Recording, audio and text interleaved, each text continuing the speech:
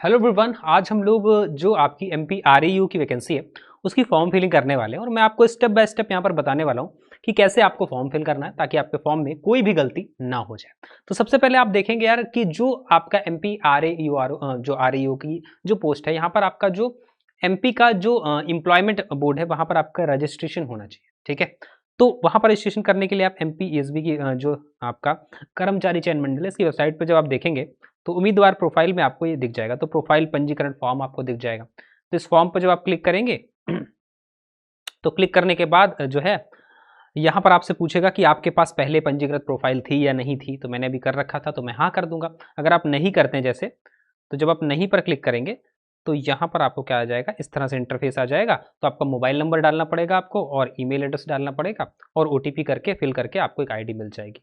तो मैं यहाँ पर जो है हाँ कर देता हूँ। ठीक है, अपना जो नंबर है वो यहाँ पर मैं मेंशन कर देता हूँ। ठीक है, चलिए जब आप लॉगिन कर लेंगे मतलब अपना नंबर डाल के ओटीपी करके, तो आपसे पूछेगा आपके पास आधार नंबर है या नहीं, तो आप हाँ कर देंगे। ठीक है, और ओटीपी के द्वारा केवाईसी पर आप क्लिक करेंगे यहाँ पर और आगे बढ़ जाएंगे। ठीक है, तो यहाँ पर जो आप देखेंगे इस तरह से इंटरफेस आपसे खुलेगा और आपका जो आधार नंबर है वो यहाँ पर मांगा जाएगा।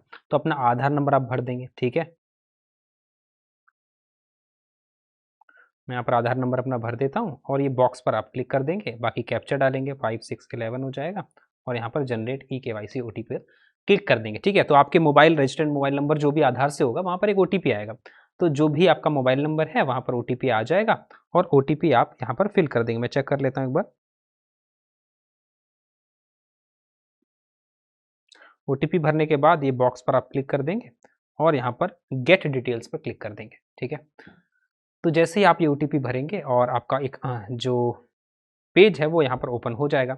अब यहाँ पर सारी बेसिक डिटेल जो है वो आपको भरनी पड़ेंगी। आवेदक का नाम क्या है, तो अपना नाम मैं भर देता हूँ, जैसे माता जी का नाम।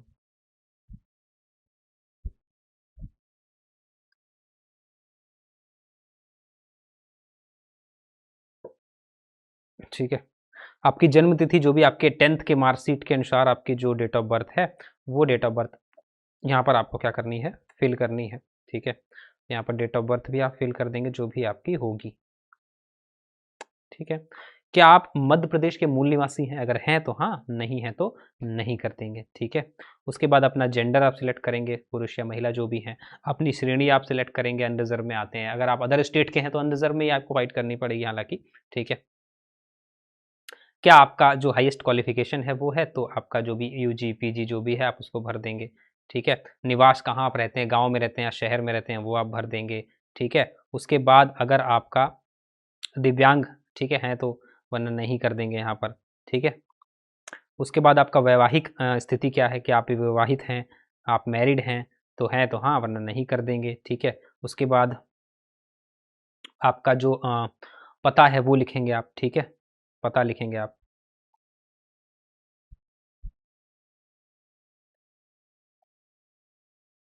ठीक है, अपना राज्य जो है वो आप सिलेक्ट कर लेंगे, जिस भी राज्य से आप हैं।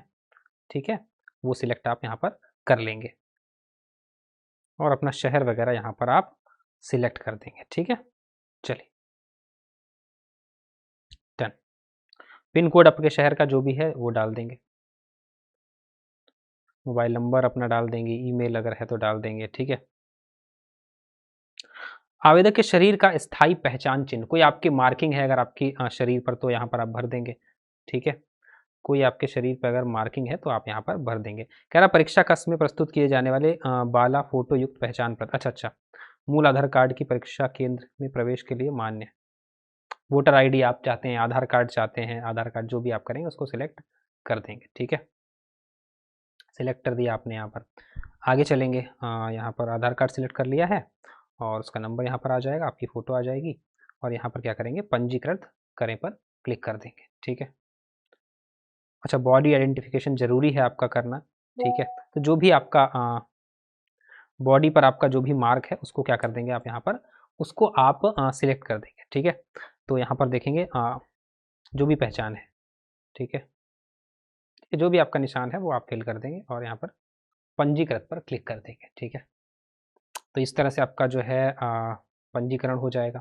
चलिए जी, ठीक है, अब यहाँ से अच्छा आपकी लाइव फोटोग्राफ एक ली जाएगी, तो यहाँ पर लाइव फोटोग्राफ मुझे लेनी पड़ेगी एक बार, ठीक है, इस पर मैं ले लेता हूँ फिर आपको बताता हूँ। तो यहाँ पर लाइव फोटो कैप्चर हो जाएगी आपकी। उसके बाद आपको क्या करना है, उसके बाद आपको यहाँ पर अपना एक सिग्नेचर अपलोड करना है और एक आपको हैंड रिटन डिक्लेरेशन यहाँ पर जो है अपलोड करना है अपना, ठीक है।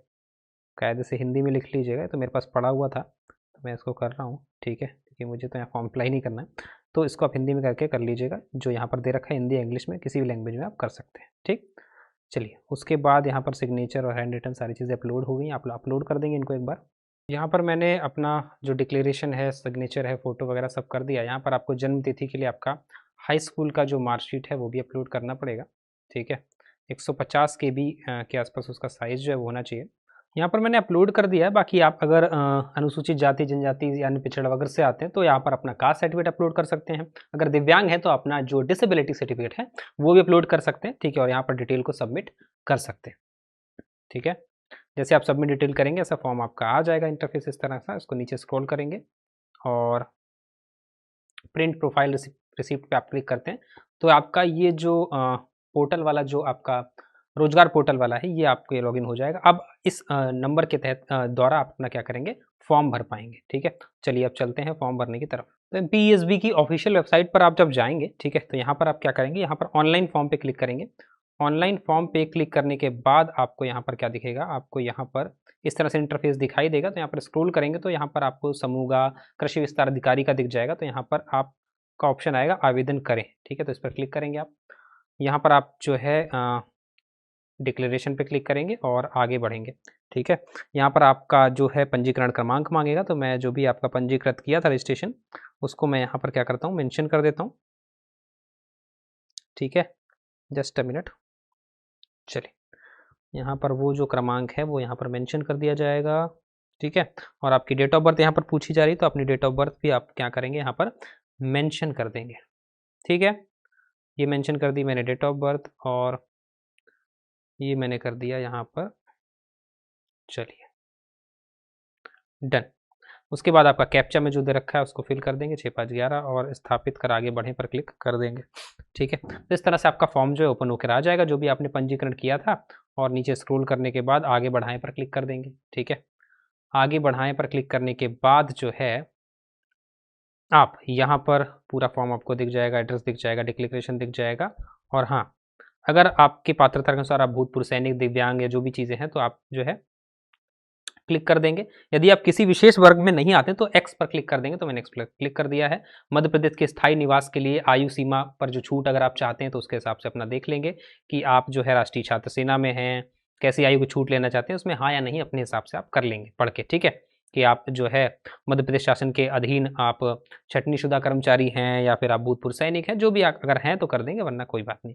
हाल के भारत पाक संघर्ष में आप सैनिक हुए थे, ठीक है, निर्वाधित के कर्मचारी हैं, अतिशेष कर्मचारी को, ये सब आपको दे रखा है। अगर आप कुछ हैं तो कर देंगे, वरना आगे बढ़ेंगे। यहाँ पर पद का नाम कृषि विस्तार अधिकारी है, कृषि अधिकारी, ठीक है। न्यूनतम अर्हताएं आप रखते हैं, बिल्कुल रखते हैं तभी फॉर्म भर रहे हैं, हाँ कर देंगे, ठीक है। मध्य प्रदेश राज्य के रोजगार कार्यालय में जीवी पंजीकरण होना अनिवार्य है, ठीक है। तो जो आपका MP रोजगार कार्यालय में अभी जो हमने पंजीकृत किया उसका जो क्या करेंगे, आप पंजीकरण क्रमांक यहाँ पर भी क्या करेंगे, भर देंगे। मैं एक बार भर देता हूँ, ठीक है।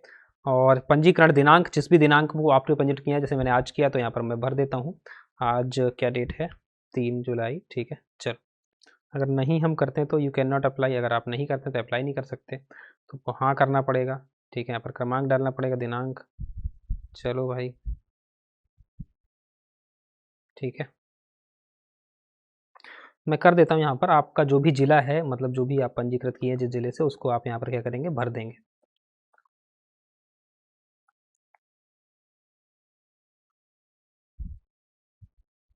ठीक है। यहाँ पर जो भी आपका जिला होगा आप यहाँ पर क्या करेंगे, भर देंगे।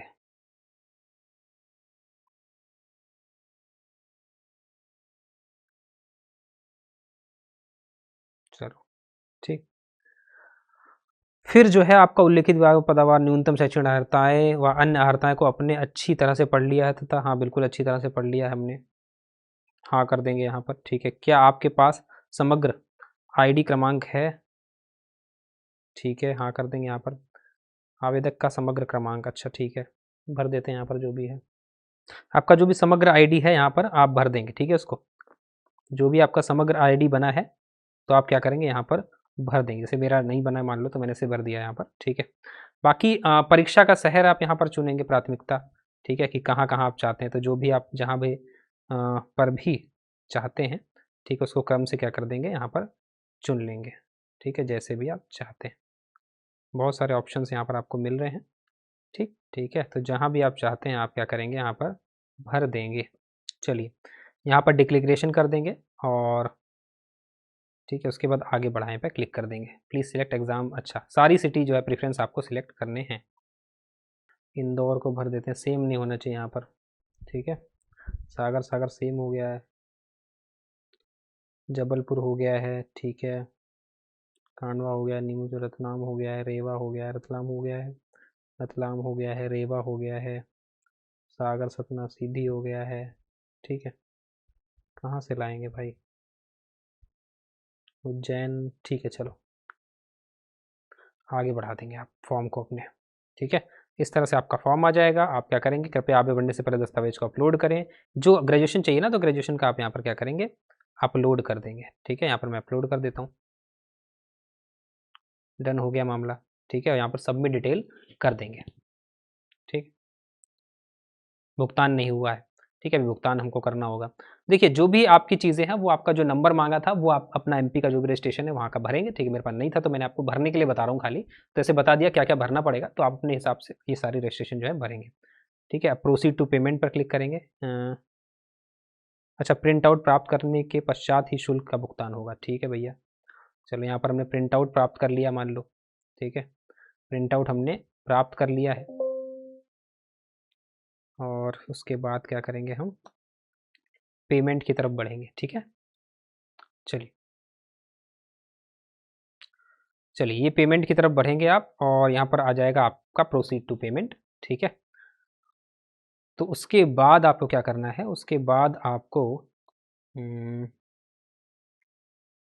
हो रहा है ओपन, ठीक है, जस्ट अ मिनट।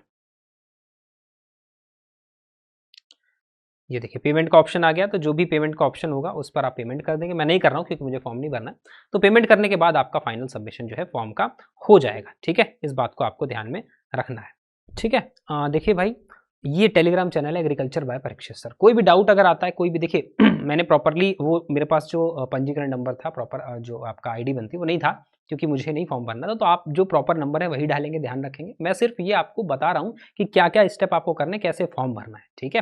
तो आप सारी चीज़ें करेक्ट करेंगे, डिक्लेरेशन साफ साफ लिखेंगे। मैंने उतना क्लियर भले ना लिखा हो, लेकिन आप साफ लिखेंगे, ठीक है। तो डिक्लेरेशन अच्छे से पढ़ेंगे। शैक्षणिक योग्यताओं में आपकी ग्रेजुएशन की मार्कशीट आप अपलोड कर देंगे, ठीक है। बाकी जहाँ जहाँ जो मांगा मैंने आपको बता दिया, ठीक है। बाकी जो आपका नंबर है उसका ध्यान रखिएगा। बाकी कोई भी डाउट आता है अगर रिगार्डिंग दिस, तो आप agriculture by Parikshit sir Telegram पर आप मुझे मैसेज कर दीजिएगा। कोई भी डाउट आता है तो मैं आपको रिप्लाई यहाँ पर कर दूंगा, ठीक है। और बाकी जो भी बच्चे तैयारी कर रहे हैं आपके एग्जाम की, तो बेहतर ढंग से तैयारी करते रहिए।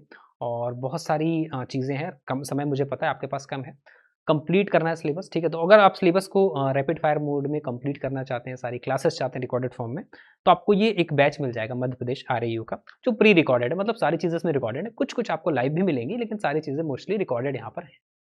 इस रिकॉर्डेड फॉर्म वाले बैच में आप इनरोल कर सकते हैं। Y1019 कोड यूज़ कर सकते हैं इनरोल करने के लिए, डिस्काउंट के लिए। कैसे इनरोल करेंगे आपको मैं एक बार बता देता हूँ, ठीक है। सिंपली आपको करना कुछ नहीं, अड्डा 24/7 का मोबाइल एप्लीकेशन जो है वो डाउनलोड कर लेना है। आपका रजिस्टर मोबाइल नंबर से आपको लॉगिन कर लेना है। ऑल कोर्स पे जाना है। ऑल कोर्स के बाद आपको जाना है एग्री एंड फूड साइंस में। एग्री एंड फूड साइंस में जाने के बाद आपको क्या करना है, यहाँ पर जो है MPRA का बैच आपको दिख जाएगा, ठीक है, 2026 का कंप्लीट रिकॉर्डेड बैच यहाँ पर आपको दिख जाएगा। इस पर क्लिक करेंगे बेटा। क्लिक करने के बाद मोर ऑफर पर क्लिक करेंगे। मोर ऑफर के बाद कोड लगाएंगे Y1019 और अप्लाई कर देंगे, तो आपको मैक्सिमम डिस्काउंट मिलेगा और 81% का ऑफ मिलेगा जब आप एप्लीकेशन से बाय करते हैं। तो 1499 से भी कम आपको पड़ेगा, 1% और मिल जाता है जब एप्लीकेशन से आप बाय करते हैं, ठीक है। ये ध्यान रखिएगा। तो इसमें आप बैच में इनरोल कर पाएंगे और अपनी तैयारी को बेहतर कर पाएंगे। बाकी किसी जानकारी के लिए इस नंबर पर आप कॉल भी कर सकते हैं, लोग आपको प्रॉपर गाइड कर देंगे और ध्यान रखेंगे। तो सारी चीज़ें पहले आपका जो रोजगार वाला पोर्टल है वहाँ पर आपको रजिस्ट्रेशन कर लेना है, ठीक है, प्रॉपर तरीके से। और उसके हिसाब से आपको फॉर्म अपना अप्लाई करना है। अप्लाई करने के बाद सारे नंबर, रजिस्ट्रेशन नंबर जो पोर्टल का मांगा है वो आपको सही सही भरना है, ठीक है। कोई भी दिक्कत आती है तो मुझे ज़रूर बताइएगा। अपना ख्याल रखिएगा। Jai Hind, take care, love you all. और अगर चैनल पर नए हैं, एग्रीकल्चर एग्जाम्स की तैयारी करते हैं, तो अड्डा 24/7 एग्रीकल्चर को सब्सक्राइब जरूर कर लीजिएगा, क्योंकि यहाँ पर आपको एग्रीकल्चर जुड़ी बहुत सारी क्लासेस, अपडेट, नोटिफिकेशन और बहुत सारी चीज़ें मिलती हैं फ्री ऑफ कॉस्ट। जय हिंद, टेक केयर।